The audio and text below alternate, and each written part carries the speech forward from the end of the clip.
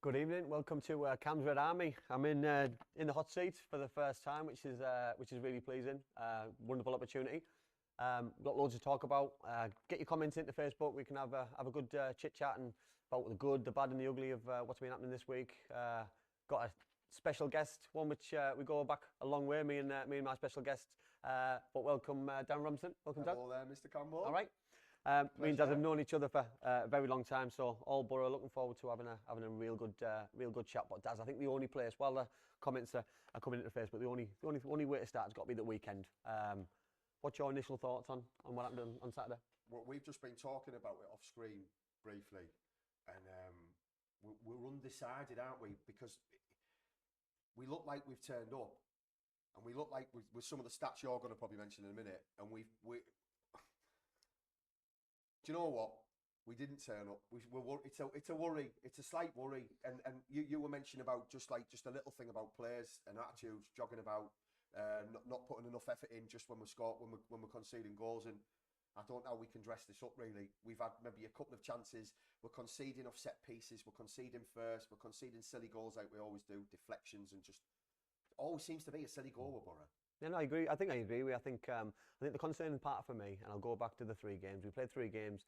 We've let the first goal in all 3 games, which is concerning. You know, I spoke about wanting the Karanka style of football and being hard to beat, hard to break down, and then we go the other way. But then we've got to go and score 2, 3, 4 goals to win a game. It's too much when you haven't got the firepower. No, you know what I mean? We'll discuss things later on. Yeah. But that's the thing. At the minute, it was alarming. You know what I mean? For me, probably the biggest alarming thing was the lack of possession. We normally dominate games in terms of possession. We didn't. Yeah. They had more heart, more desire.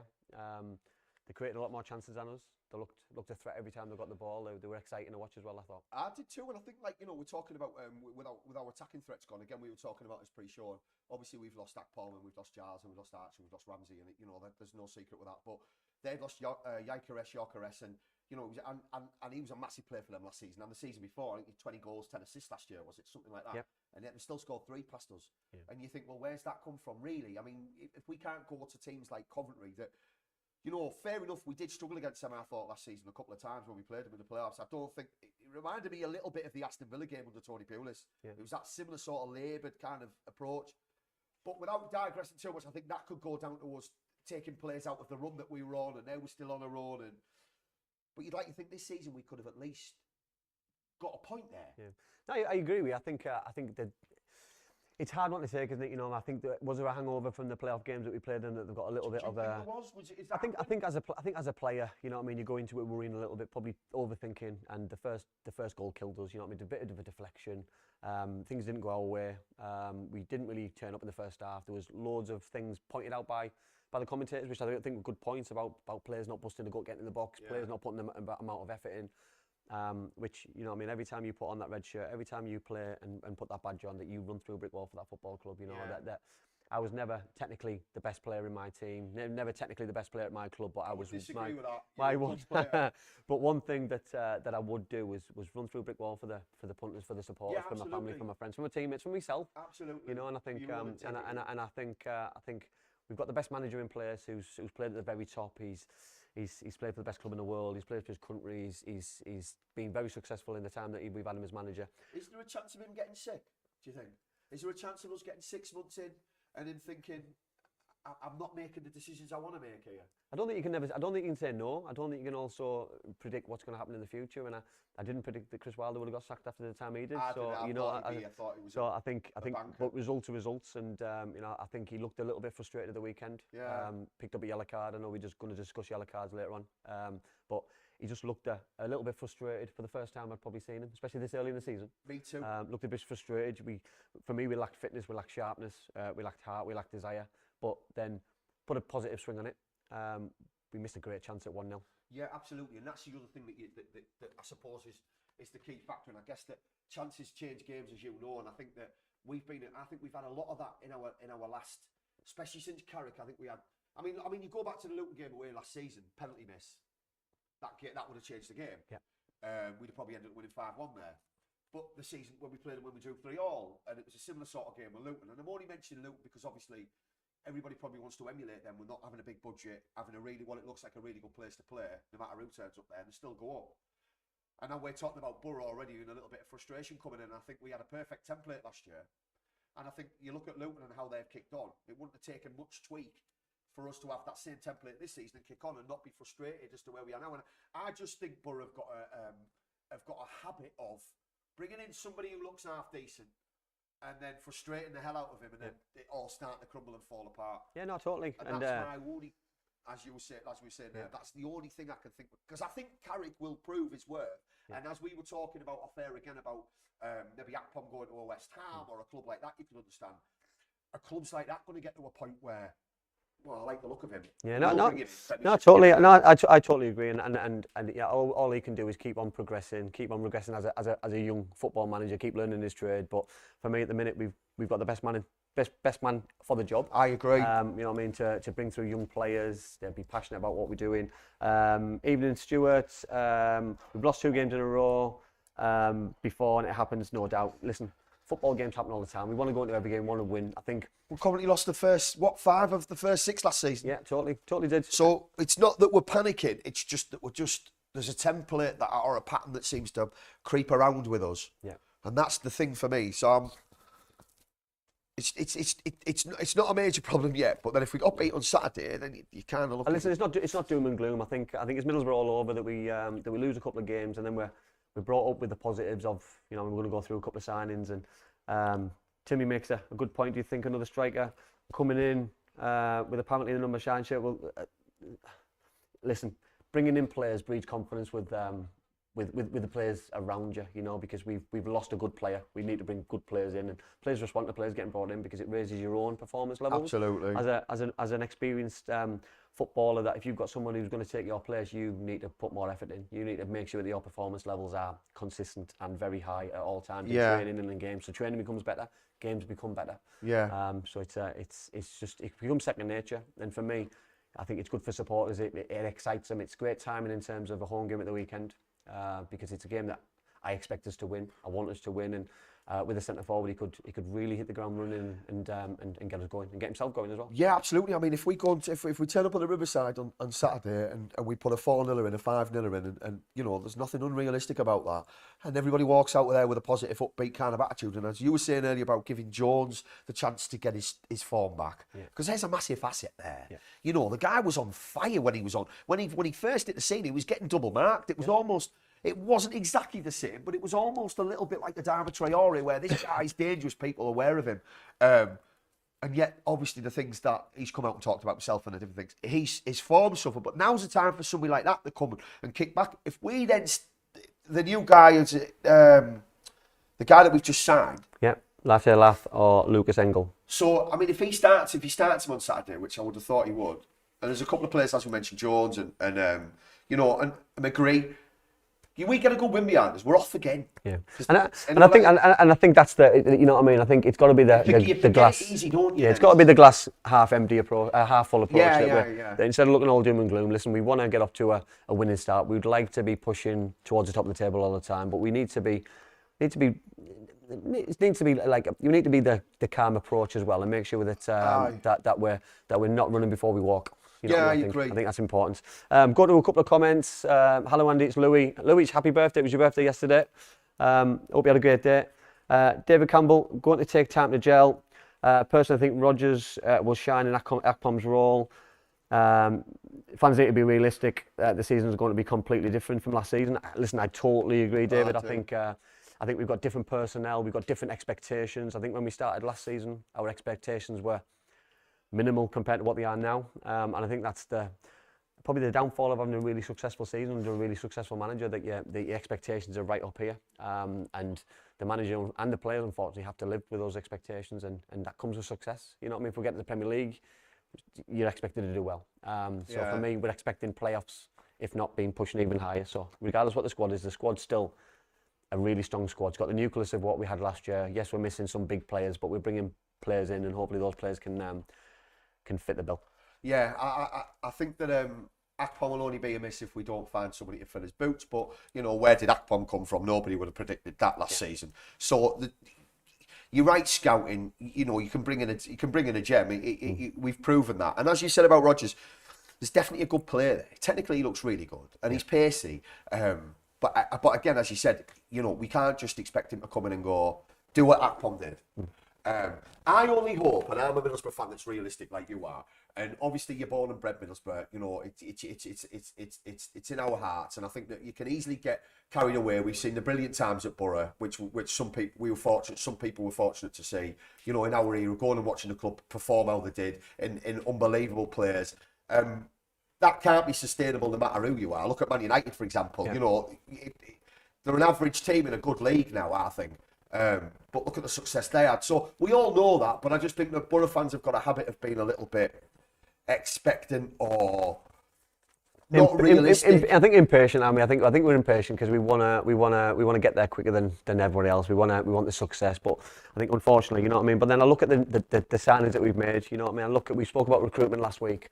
Obviously, the remit is a player of a certain age because both players are 24 years old. You know, you look at. So do you think that's part of the reason why I've let Akpom go then? Because possibly. We've got age and thought, do we want to level that at you, that level of wage for somebody that's potentially could get injured more now? Yeah. Could lose. Possibly. I don't think the contract situation's helped. I think in a year's time he leaves on a free. He leaves us with a big hole to fill. So let me ask you this: do you think if we'd have had a banging season again this year, and he'd have stayed and scored 20 odd goals again and had another unbelievable season, but we just miss out, he's gone on a free to a Premiership club? 100%.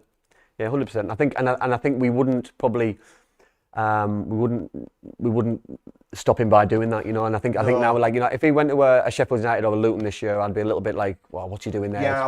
He's gone to Ajax. He's gone to one of the best teams with a history of being the best teams in the world. You know, like, listen, they haven't got the recent good fortune in terms of in Europe, but history-wise, they win the Eredivisie regular, you know what I mean, and I think they'll be up there. He'll score goals. He'll play in a full stadium, like you say, 80,000 every week. So listen, he's gone to a club which is world class in pedigree. It's maybe your boyhood dream, because no one predicted Kane going to Bayern Munich out of all the clubs he could have gone to. He could maybe have gone to Real, and you know, he's at Bayern Munich. So I mean, you don't know when you're a young lad where you want to go, what clubs you want to. No, totally. Totally.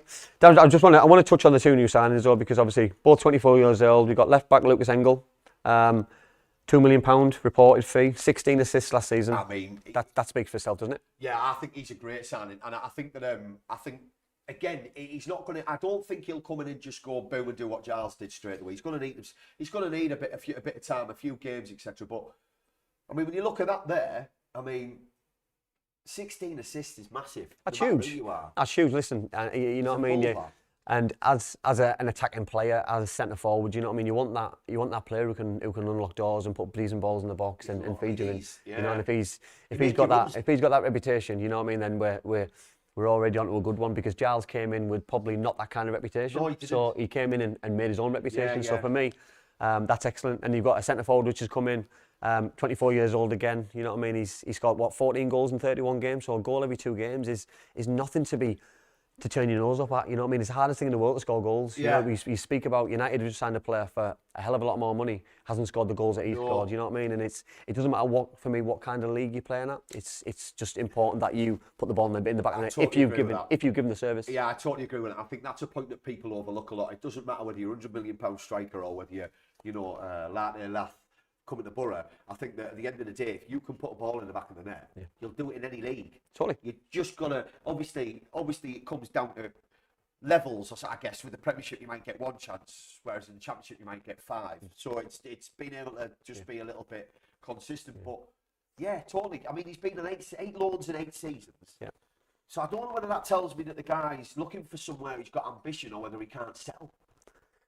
I don't know what I make of that, but he's scoring wherever he is. I think in football terms, I think he's still classed as a younger player. You know what I mean? Because you've got that under 23 football. In the last 4 seasons, he was 21 to 24. So he's gone to clubs, got that game experience. He's established himself to get into the top league in Switzerland, and last season he's had a good season. So for me, he's like, you know what I mean, the clubs took the time. You know what I mean? They're probably taking a little bit longer than all the fans wanted, because we would have rather had him in for the Millwall game 2 weeks ago and hit the ground running a little bit earlier. But listen, you know what I mean, these things take the time. These things aren't done overnight. These kind of deals now can last longer because agents can hold clubs to ransom. They can get other clubs involved. Yeah, of course, yeah. These players are moving overseas. They've got families.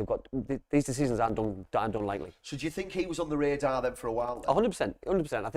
I think this could have been a player. This could have been a player to fit alongside Akpom, not to replace him. Right. You know what I mean? For me, Right. I think the club's not stupid that they make rash decisions. You know what I mean? Because for me, they would have been best off keeping the money and looking at the loan market. You know what I mean? These players for me, they've been rumoured for a while. So yeah. You know what I mean? I don't think the recruitment team now they do things very meticulously and very calmly and things are done very assuredly, really, which is I think so important.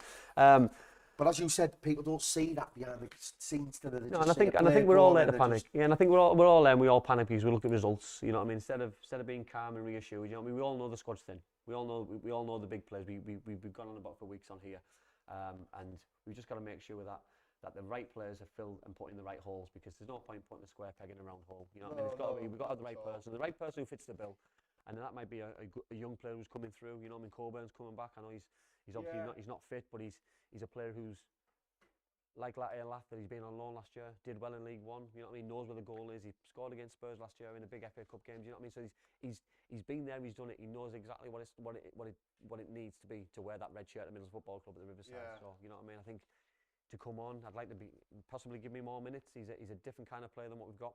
He's a proper 9. Yeah. In terms of a target man, but he's a physical player, isn't he? He is, yeah. But we don't.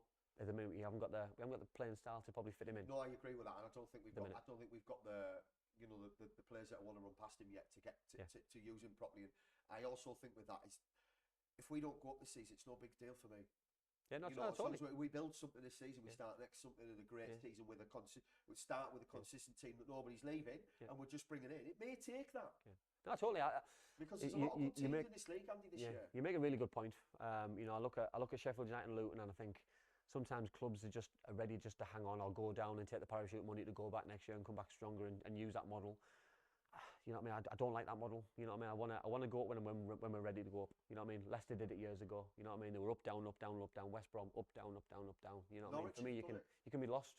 You know what I mean? And you can be lost within, and players can be very selfish with doing it. I see, I have this conversation with people all the time about when you're ready and when you're not ready, and you get the parachute pay, you come back down, and you get.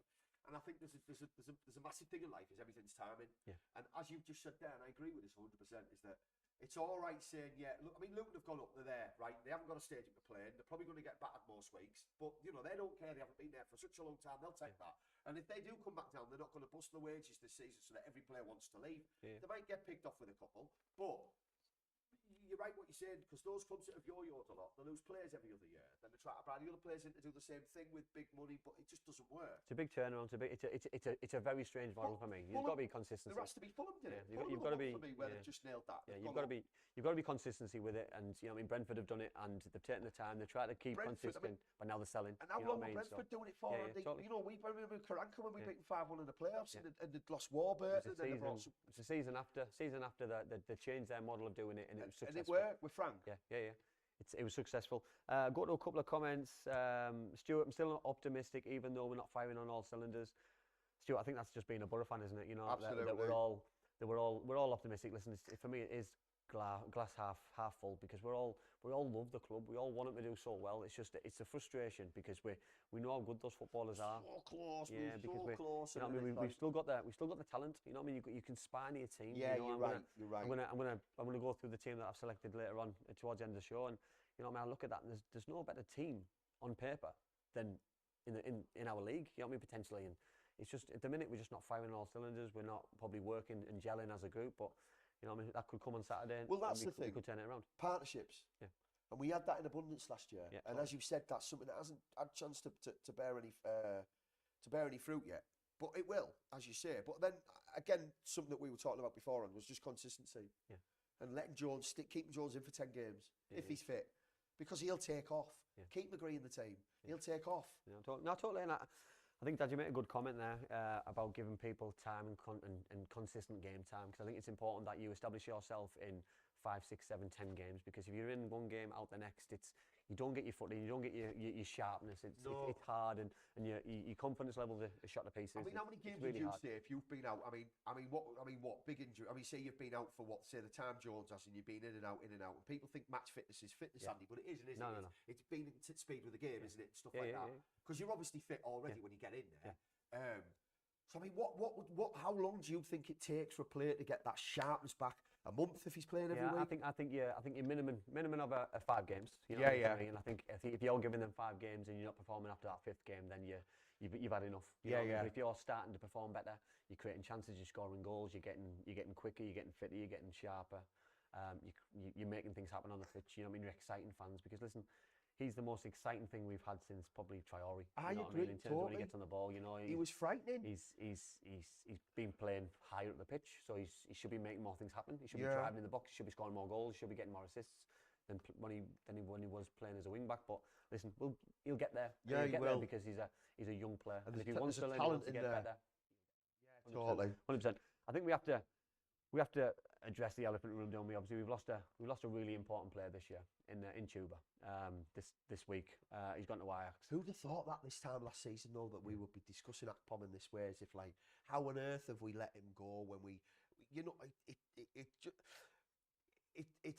I know what you're going to say. He's gone to a big club, and it's a boy-old club. It's a club where you think, wow, Champions League, and you know. There's clubs that you wouldn't have gone to, but if he had gone to Premiership and tried to kick on as a Sheffield United, I would have respected that, because then can he go there and score 10 goals, 15 goals in the Premiership and get himself a move to a next echelon of a club? But I don't know, maybe he was with the way Borough treated. Maybe he wanted to stay at Borough and thought, I need to get away. I don't know. You know better. It'd be interesting what options he had if this was his only option. You know, I mean, by the sounds of it, he had a Premier League option. If not two, Sheffield United. I know he had a French option in Lens. But for me, if he's looked at the options and he's gone for size of the club, he's gone for opportunities to play at the highest level in the Champions League, win titles, then listen, he's potentially going to fill his boots, because if he's going to continue on his last season, the goals he scored last year, his performance levels, the way that he drove Middlesbrough from where we were to where we finished was outrageous. You know what I mean? The EFL Player of the Year. You know what I mean? So everything is in his favour. You know what I mean?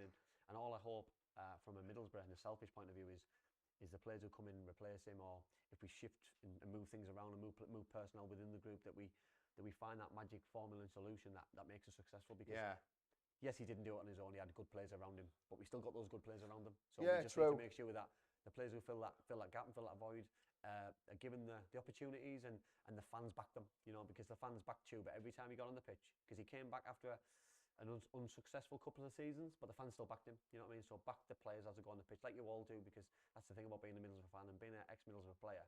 There's no better feeling than when you go on that pitch knowing that your fans are behind you and they're pushing you towards that holy grail and towards that goal. You know, we'll get there a lot quicker. Yeah, totally agree with that. And you know what I mean? It's a shame that he's left, but I think for himself, it was a selfish move, because he wanted bigger and better things. He had a year's left contract, and if he got injured this year, it's potentially. Which can happen like that in football, can't it? You know, and it's all gone. And unless you're Gazzy, you're not still going to get signed. So no, totally. And I think with that many footballers as well, in the industry, with loads of young players and good players coming through, very fickle. You know, you're out and you're in, aren't you? Yeah. Well, I think he knows the importance of having a good season, and he's moved at the very top on the purple patch. Could he end up like another Braithwaite and end up at the back of Barcelona off the move to Ajax? You know, so could he end up going smash it up in Europe, as we were saying before? And you said he scored goals in the Champions League. You know, why can't he can? Why can't he? Yeah, listen, totally. He's a brilliant finisher. I hope he does, because he's, you know what I mean. Everyone remember where he came from. Everyone remember that he's an ex-Middlesbrough player. Everyone remember that, you know what I mean. We put him on the map, so to speak, and helped him, pushed him along his way. So if that can help us and it can potentially get us a relationship and get a young player in. I never thought about that. That's a good idea. There's a bigger picture, I think, when you do these things. Because Middlesbrough, yes, we don't want to be a selling club. We want to be a progressing club who move forward, bringing in the best players and keeping the best players. But when you lose players, you want them to go and play at the very top. You know what I mean? We've sold some players. We've sold them to the very top. We can accept it. Yeah, you're right. I don't mind players who've got ambition. No, if players go sideways, you're right. And look for money. I can take that. This isn't a money-orientated move. No, it's a potential career move. This is a real progressive career opportunity for Let me ask you just quickly on this. When was the last time you've seen a player have as much effect as he's had last season, Akpom? I mean, how far back do we go? Well, because it was immense. If you look at the stats of the day, you're looking at Burnley, because it's the amount of goals he scored. So we're going back. We're changing. We're looking at eras. We're looking at Ayresome Park. I think so. I think we're looking at Ripley's. If we're talking that far back, then we've really had a bad time of it, you know. And this is that's the thing with it. But I'd probably, if I was realistic, I'd probably look at Ravanelli. Yeah. You know what I mean? Because Rab didn't probably get the number and the magic number that he needed. But as an influence. Yeah, because he scored goals. He was that 9. He drove from the top. He made things happen. He made sure that we did everything that we needed to do. So I'd probably compare him, not in player, but compare his. But as things that he's. What about, would you put Viduka maybe in there as possibly, well? Yeah. Because he influenced stuff a lot. And probably similar kind of players that he comes off, drops deep, makes things happen, doesn't just stand there. Technically brilliant. Yeah. I mean Akpom for me. Team player. Yeah, and some of his feet last year, some of his touches were just.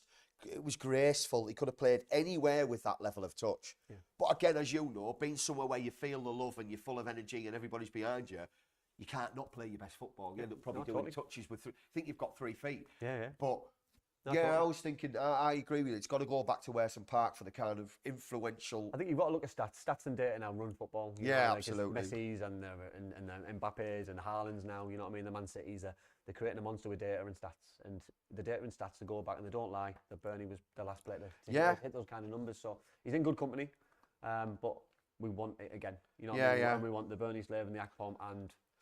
Hit those kind of numbers. We want the cake and we want to eat it. Matthew King, what would the front four be on Saturday against Huddersfield? We'll go through what we want at the weekend. We'll go through it very soon.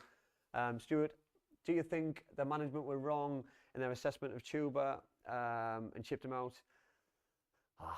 Listen, I think managers make decisions on how players are playing at the time, and I think when players look probably disinterested, and I've been there myself, that sometimes things don't seem as good as what they are, and you know what I mean. Sometimes you play for a manager, or you play well for a certain manager, you know. And I played for Chris Wilder, but Chuba obviously couldn't find that connection and find that link with Chris at all, and when Michael's come in, he's hit the ground running straight away. And he's done really well. What's he like, Chris Wilder? Because for me, like, he looks like a type of bloke that he'd want to play football for, because he doesn't. He's a proper pull any punches. A proper man's man. You know what I mean? He's very straight down the line. He'll tell you as it is. He doesn't hide his punches. He's very he's ruthless. Yeah, you know what I mean? But at the same time, we're talking 2023 now, where you can't probably have that kind of approach with players. So I don't know if that was the kind of approach. I'm going back when I played him for Halifax, and he was genuine. He was honest. He was tough, ruthless, but so much fun. We had so much success because of him. That's the thing, and I think that it's almost like you've hit the nail on the head for me there. Is that it's almost like some people would take it as bullying now, the way he probably is with them. Yeah, whereas it's a game, and this is no disrespect to any ladies watching at all, because the Lionesses are brilliant, absolutely fantastic. But he seems like it's, as you say, he's a man's man. It seems like that's been taken out of football slightly. Yeah, a little bit, and I think that I spoke about that on last week's show. Which is worrying. Show before about player power. Players have left, and Mohammed's just made a point about that he thinks that we're going to struggle this season because we've lost Akpom. Listen, I think we'll have the last comment on Akpom that he's gone. We move on, but. Like for me, we support Middlesbrough, so we support every player what wears a red shirt, and I think players have the power. He's decided to move. He's gone to a big club, or in his eyes, a bigger club, and it is what it is basically. And it is, and they are a bigger club, and you know, you've got to be realistic here. If we're talking about history determines your club, or this is a club that's won it all. As you said, maybe not for a long time, but who knows what might happen this season, because stranger things have happened. Yeah. But. You know, how do you turn a club like? I mean, if your choices were Lens, Sheffield United, West Ham, maybe Everton. I don't know. I mean, Everton should be in for every single striker in the world, realistically, because they've got no chance otherwise. But then, why not go to Ajax? If, as you said, then the contract was going to be up at the end of the season. If he was playing well, he was never going to go in January. You know, so it was always going to be another season, and then we were going to lose him. Yep, but then he's one curveball, and I will shut up. Do you not think that the club have maybe thought? Do you not think there was enough around to make him believe that we could go up this season? You know, was there enough going on in that club to make him believe that we can go up this season? So you don't need to go anywhere because you're going to play in the Premiership, or was that belief not strong enough? Because if it is, and you all turn up on Monday, and everybody's behind us going up this year, and we're looking around thinking, "Well, he's here, and we're going to bring him in." Do you want to leave? Do you then buy into it? That's got to come in from the player himself, though. You know, he's got to have that. He's got to have that determination. Come in first day of pre-season and say, listen, this is our season. No matter what happens, you know what I mean? This is our season this season. I'm committed. But his commitment on the first day of pre-season is, I'm signing that contract. I'm showing my worth. I'm going from there. Yeah. The longer you drag it out, you sub against Millwall first game of the season. You don't come on for whatever reason, if that's the player or the manager. Yeah. You know what I mean? You Don't don't play against Huddersfield. Yeah. And obviously Coventry. And then you don't play against Coventry because the deal's more or less done, and then you leave this week. You know what I mean? It leaves a bit of a sour taste in terms of for a player, because you know for a fact that there's something rumbling on. You just don't know what's rumbling on, and you know what I mean. If you're all in, must be hard to play that then. It's difficult, yeah, because you can't think about what's going on, but then you've got to kind of focus a bit. But then when you've been on it both sides, that you're that player who's leaving and being touted around to leave, it's difficult, because you feel as though you're letting your group down. You feel as though that you're being disrespectful to your teammates and to the fans and stuff. But at the same time, when you're there and you're trying to push in the right direction, you're trying to be successful at the club, and you're being let down by somebody else, it's difficult. It's a real strange situation. It seems like it. It sounds like there's a lot of and it's tough. But listen, but all we want is players to wear that red shirt with pride, run through a brick wall for the club, and everyone's happy. You know. One thing that I want to discuss, and it's probably a big bugger at the minute. It happened last night in a game that I'm going to discuss, and needless yellow cards. You know, Michael got one at the weekend. You know, I mean, I don't know if that was justified. If anyone's got a comment on it and can tell us what he got it for, because it was just, it looked like he'd said something. It looked like, I don't know if it was because someone else came out from the technical area. The new rule of, you're allowed one person stood up, someone can come and join you. If a third person comes and joins you, he gets booked automatically. Did we not see it last season in the Premiership where somebody got booked and sent off for it? Yeah, it's madness. It's the whole thing. The whole thing's madness, because for me, and I was talking to the guys before the show, if you're a coach and you see something happening on the pitch and you want to feed that back on the pitch or to the coaches, you can't sit there and waste that opportunity and let that opportunity pass you by before you can go and give it out. It happens there and then. You want to do it, and if it's such a shame, because I watched it. There was a game last night on Sky Sports News. It was Wickham against Leyton Orient, and a coach went to see the referee after the game to discuss a decision in the game. Straight red card. Not allowed to talk to the referee after the game. Manager went to see him straight away. Red card again.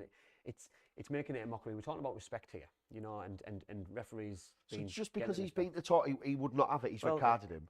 It was live on TV, so it didn't look like they were swearing. It didn't look like they were being disrespectful. You know what I mean? There might have been history behind it, and if there was, it's obviously it's out of order. But on there and then, at that time, you know, it looked as though it was just a little bit presumptuous, a little bit out of order. It just didn't need to happen. And for me, I think we need to be a little bit more grown up about it. For me, I think referees should be mic'd up.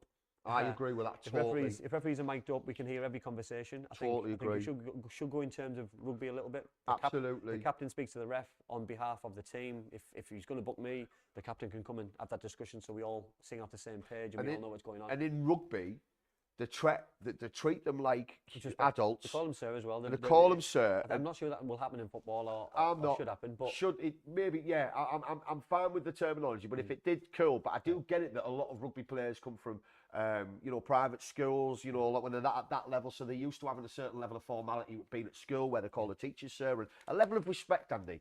And that's the thing that we're talking about. And I think that I've said it as well about women referees, because I feel that men have got this thing with other men where it's ego, testosterone, etc., etc. But I don't think you'd find it hard push to have a man arguing being in a woman's face as a referee, because I think they'd find it a little bit more, a bit more subdued maybe, or just there's not the you're talking to.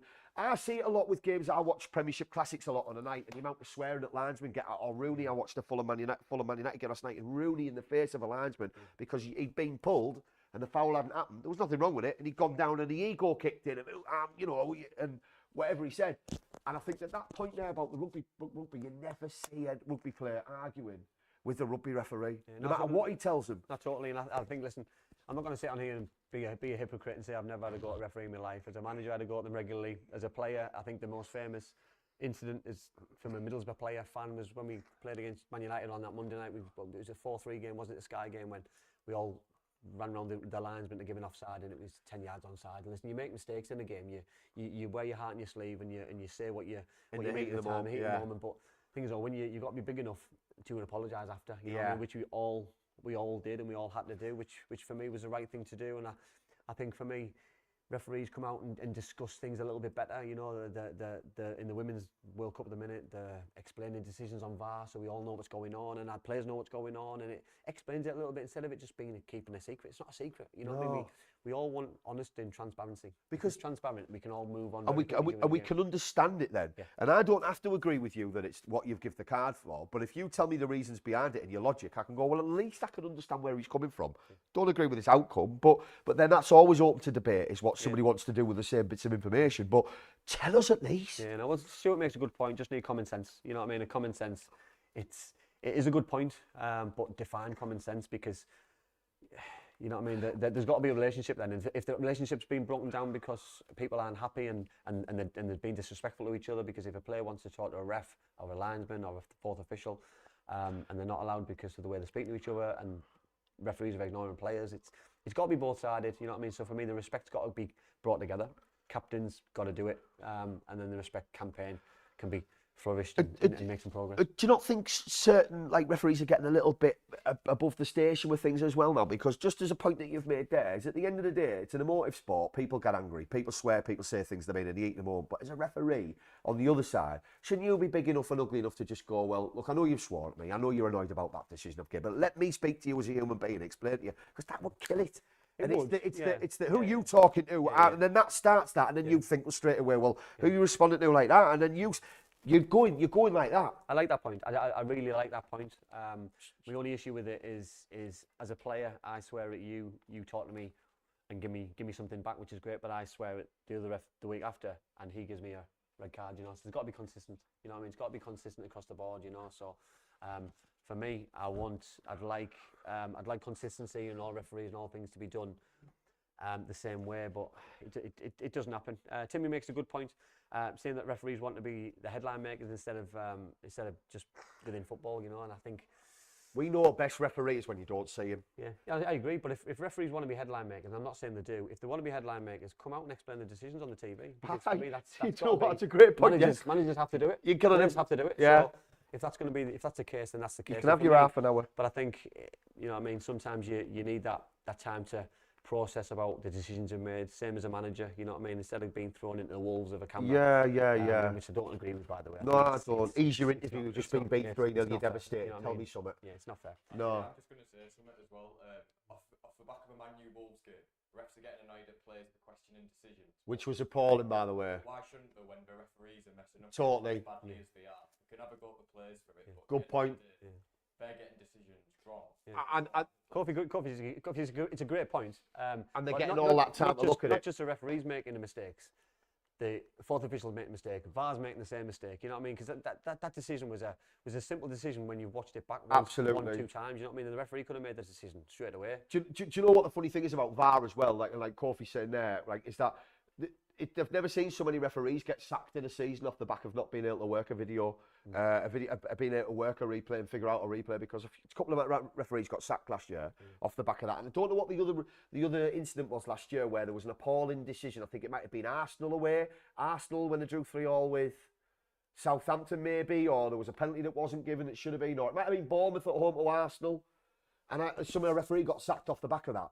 And I just think, how either take VAR out, because all you're doing is going, there's another person to make a decision even though he's got a screen, or make sure that it's impenetrable and it can't get it wrong. I love Kofi's honesty there, because he'd have been devastated with that penalty, because it would have been a last-minute winner.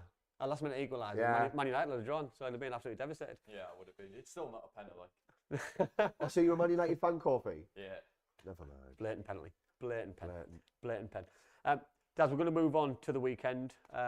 So I want to look at the team which I would like Michael to go down the route of. I know I think it was Timmy asking which front four that we will go with. Are you going to go through your full 11 here, and then we'll go with 11, yeah. So there we go. So I've gone for Jiang in goal. I've gone for the back four of McNair, Fry, Lenihan, and I've gone for Engel, been given his debut at left back. I've gone for three in the middle. For me, I think McGree's got to be come back in alongside Hackney. I would like to see Rodgers be given that number 10 role. I think he's shown enough for me in terms of not leaving the line, but he's shown enough in terms of can make something happen. He's clever enough. He gets in good pockets. I agree. That's a good. It's a good point. Silvera one side, Jones the other, and Latte Lat up front. You know what I mean? Because for me, we've got power as a 9, we've got pace either side, and we've got something that we can make something happen. You know what I mean? And we've got that solid 2 in midfield who, for me, complement each other. You know what I mean? They've both got a bit of bite. One's left-footed, one's right. And they've both got creativity in them as well. Talent. We've got the spine of the team from goalkeeper, centre midfielder, centre half, centre forward. For me, experienced. That for me, I said earlier on about on paper. For me, that team is an unbelievable squad, and you've got players who aren't in that group. You've still got your Johnny Howsons who would feel hard done by not being in that centre midfield area, and to be fair, he's probably got every reason to want to be in it. Matt Crooks, I thought did all right at the weekend. To be fair to him, even though, but he's there for a reason. He's there. He probably should be there to be a battering ram and to get stuck in. But he's at the minute he was playing at the weekend to make things happen. Not for me. I think we need a little bit more in that role for Ted. I agree. What's your thoughts? Would you be similar? Would you change anyone? You know, I really liked Smith last year. You know, I thought he'd done really well. Yeah, I did. I know he can. I know he's. Again, I mean, squad though. Again, you know, the squad's not that bad when you look at it like that. For me, Rodgers definitely 100% agree with this. He's maybe a little bit too early for him to take on Akpom's role, which we were talking about before the game. And as you mentioned, you know, number 9, specialised position. We both, goalkeeper and a striker for me, it's the 2 most specialised positions on the pitch. Not everybody can do that, but Paddy McNair could play every other position on that pitch, but he wouldn't be able to play number 9 and he wouldn't be able to play goalkeeper. I wouldn't have thought. I may be wrong, Paddy, I do apologise. But he will grow into that, as you were talking about before the game. You know, Akpom grew into his. But as a number 10, he's got everything. He's pacey, he's technical. He can clever. He is clever. And I think where he is, you know what I mean, on that kind of area, you know, that he's free roll. He needs that pocket, you know what I mean, because I think the times that I've noticed him struggling, he struggles with his back to goal, he struggles being right up against somebody, you know what I mean. Centre halves would probably allow him in those kind of areas because they'd be scared of the distances behind them. Whereas, you know what I mean, the McFadsons of this world for Coventry, they enjoy the battle, they enjoy the fight, they enjoy lacking space behind because they lack that kind of spatial awareness, they lack the pace, they don't want to be turned, you know what I mean? Whereas Latte Lath will give us something different. The 2 wide players for me have got pace, need a little bit more from Jones, and you know what I mean? But for me, if you give him the consistency, you give him the confidence, you give him the belief, I think he will pay. And for me, Salvero's, he was all right in Mr. Sitter, you know what I mean? Goals change games. He scored against Huddersfield, and he's changed games when he's come on. So he's been the best out of the bad bunch. Yeah, he's one of them players where he might play bad for 70 minutes, but he'll do something. Yeah, naturally. Jones is a good one for me because, again, we're talking about consistency to a team here. He stays in a position like that for 6 months of the season, and he's going to do a lot of damage, I think. Yeah. Because he doesn't have to worry about tracking back. And I don't want him to worry about tracking back, to be honest. For me, playing Hackney there as well, I mean, he's a revelation for me. I think he could go anywhere. I think he could be one of the best midfielders that we've seen. The guy's a special talent. That's a good team on paper, that, Andy. It does look good. I mean, Paddy McNair, again, is one that you can put anywhere. And there's quite a lot of interchanging with that team there either. You know, I like to think that players can cover people, and that's where your best goes. That's what Chris Wilder did well with Sheffield United. You never know who was going to break from what point. Was it left back? Was it centre mid? And everyone could break. And you've got that with that. Yeah. Matthew King makes a good point. Will he go with that midfield or? Probably not. Probably 100% no, because there's always been. I've probably got about 8, 9, sometimes 10 correct decisions, but there's always one. It's not normally always in the midfield area for me. McGree hasn't played the last couple of games, so. Is that an area where he doesn't feel as though Riley's suited at the minute? Is there an issue? Is he injured? Is he lacking levels that the manager's not happy with? Will he drop a centre forward or an attacking player into those areas to make us more expansive attacking? Will he put Crooks back in there? Will he put Howson in there? And we go as a tight, solid, workman-like midfield area. You know what I mean? Which I'll happily watch. We'd lack a bit of creativity, and it wouldn't be as eye-catching, but for maybe me, not at home either against Huddersfield. I probably want to see us go for it. I'd go for it, and especially after two defeats in the league, I'd go for it. We need to score the first goal. Absolutely, and I would flood it. I would be more. I would. That's an attacking line up there. However you look at that, because realistically, you've only really probably got out of the front 6, Hackney, who's probably a real out-and-out defensive player if he needs to be. The rest, I mean, I know Jones can defend. But really, most their mindset's all let's get forward. I agree. I think first goal on Saturday, which will probably happen early, and we're off. And then players might fill the boots with a little bit of confidence there. Totally. I think it's Middlesbrough all over. We go and get the first goal, we can fill our boots and go and get 2-3. That's Middlesbrough all over. Stephen makes a good point, would you give Vandenberg an opportunity right back instead of Paddy, which would potentially free and push him into a different area? What would you play McNair in midfield then? He could go in the middle. He could go in the middle, and it could be McGree's a 10 potentially. Is he two for me? McNair is probably one of the most underrated players that we've ever had at this club. I think he's a brilliant championship player. And he never seems to get the credit that he deserves, but maybe that's because he's good in a lot of positions, like a Phil Neville was. I think that's happened throughout his career, though, isn't it? I think that's been the problem at United. Probably when he went to Sunderland, you know what I mean? He's never been an established centre back, or full back that he's had to move around because he's first name on the team sheet. Because he can play anywhere. Yeah. But it's just where he plays, and for me, the Millwall goal was a poor goal, but apart from that, his performance levels are immaculate all of the time because he's a guaranteed 7, if not better, week in, week out. You know what I mean? And he cares. He's got a desire to play for the club. He talks. He does. He's experienced enough in those areas. He can have a younger player ahead of him, which will give them a license to take a risk, so to speak. Andy said he'd swap Jones for Forss, put Forss up. Again, that's another option. You know, I mean, Forss has done nothing wrong since he's come. But again, you know, when we start to break it down a little bit, there's competition for places, and there's as you said, there's a decent squad there. There's a good 11 there. There's a competitive 11 there. Yeah. There's an 11 there that could definitely challenge for a playoff. Yeah, 100%. Listen, we're talking now. We're starting to add players into it. You've got 11 there. We're talking Forss. You're talking Vandenberg. You're talking Johnny Howsons. You're talking Coburns. You're talking Forss. We've got enough players to change and make a difference. Yeah. You know, and I think that's the thing. If things aren't working, we can go to Plan B. And I think that was one thing that we struggled with at times last year, especially in the playoff final, that we didn't have that Plan B, Plan C. No. You know what I mean? And we stuck to Plan A, and Plan A didn't work in certain areas. If Akpom didn't work, we had to stick by it. You know what I mean? Whereas now, you know what I mean, we could go long and put Coburn up top. We could go long and put Crooks up top. You know what I mean? We can change if he wants to change. By the way, if that's in the manager's coaching manual, in his remit, you know what I mean? Because Michael has a style of playing, a way to play. And listen, I love it. It's a great style, but sometimes going long to win a football match is the way it's got to be sometimes. Well, you know what? When teams are getting beaten the last 5 minutes, everybody, all they do is play a long ball. Nobody's bothered about tippy-tappy football in their own half anymore. And I just think there's simple terms, horses for courses. If you need that, use it. Yeah, and I think when we're talking about long ball, I think Huddersfield are going to come at the weekend. They're going to come and upset us. They're going to come and get in our faces. Yeah. They're going to come and probably hit us the way that they did early doors at their place. Yeah. A little bit long, a little bit direct. They'll want to get the first goal because if it wasn't for the player getting sent off in the Carabao Cup, the game would have been very different. Yeah. Neil is coming back here to prove a point, I believe. All managers always come back, and there's always an extra added spice onto the game. I hope that's not the case at the weekend. I do. But Daz, what's your thoughts at the weekend? What's your score prediction? $1 million question. I would say, just not based on form or history or anything to do with the Borough. I've never saw them before in my life. This is the first game I'm ever going to watch. Probably 2-0 Borough. Now I can see them scoring 3-1 Borough. I've never got a score right in my life, Andy.